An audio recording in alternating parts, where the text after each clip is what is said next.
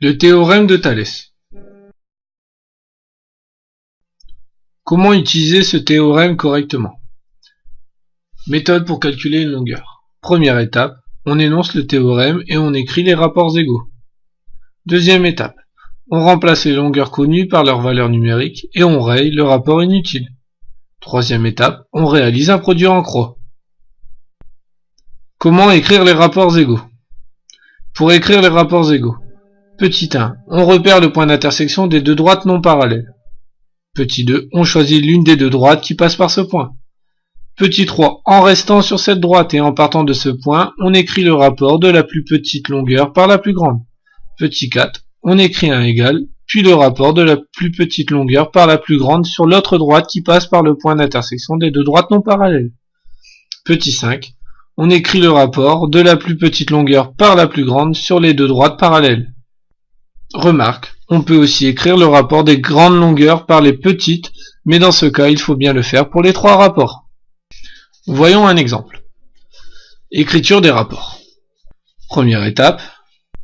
Premier point, on repère le point d'intersection des deux droites non parallèles. Dans notre cas, ici, c'est le point B. On choisit l'une des deux droites qui passe par ce point. Donc on choisit la droite AE. En restant sur cette droite et en partant de ce point, on écrit le rapport de la plus petite longueur par la plus grande. Donc BE sur BA. On écrit égal, puis le rapport de la plus petite longueur par la plus grande sur l'autre droite qui passe par le point d'intersection des deux droites non parallèles. Donc ici, BC sur BD. Cinquième point. On écrit le rapport de la plus petite longueur par la plus grande sur les deux droites parallèles. Dans notre cas, CE sur AD. Deuxième étape. On remplace les longueurs connues par leur valeur numérique. Donc ici, nous avons BE qui vaut 2,5. Nous avons ensuite AB qui vaut 5.